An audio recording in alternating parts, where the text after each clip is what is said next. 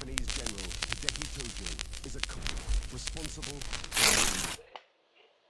Satu jenderal, satu perintah, satu perang yang mengubah dunia. Halo, perkenalkan nama saya Rahmawati Buhari Putri dengan NIM 2502861.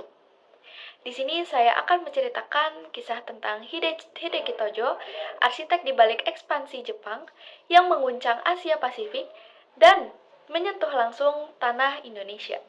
Hideki Tojo adalah seorang jenderal yang menjabat sebagai Perdana Menteri Jepang periode 1941 hingga dengan 1944. Selain menduduki jabatan Perdana Menteri, ia merupakan Kepala Staf Angkatan Darat Kekaisaran Jepang yang memimpin Jepang dalam Perang Dunia II, khususnya dalam operasi militer di kawasan Asia Pasifik.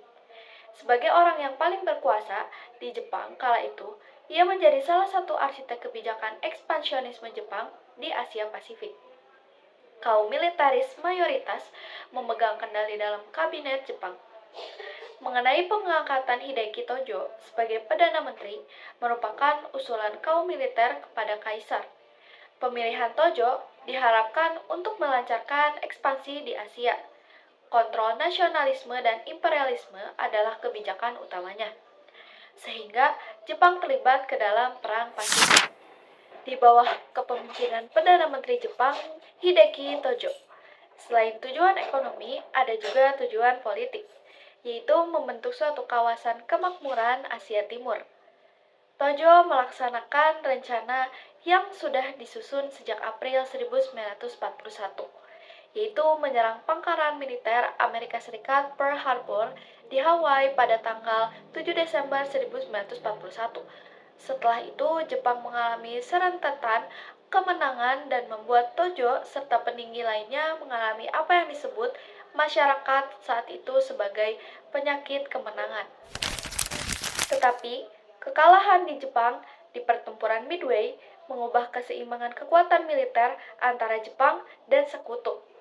Selain kerugian material, Jepang juga kehilangan banyak pilot berpengalaman yang sebelumnya menjadi kekuatan utama dalam operasi udara angkatan lautnya.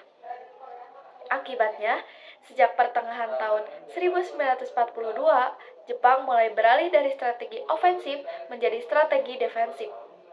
Tetapi, Jepang juga banyak mengalami kekalahan di medan perang, serta adanya ketidakpercayaan pada Tojo dalam kabinet yang semakin menguat.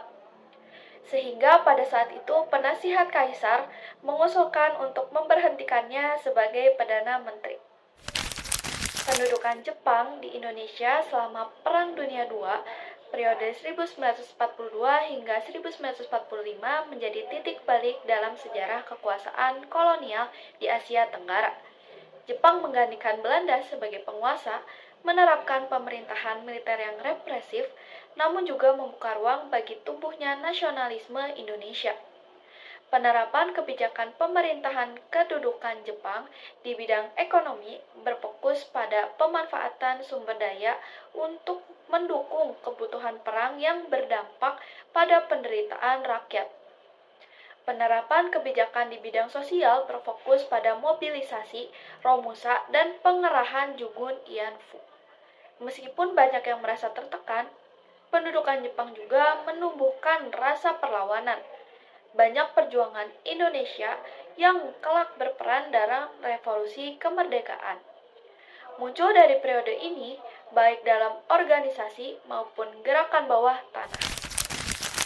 Akhirnya, Tojo diadili oleh Pengadilan Militer Internasional di Timur jauh dengan tuduhan kejahatan perang.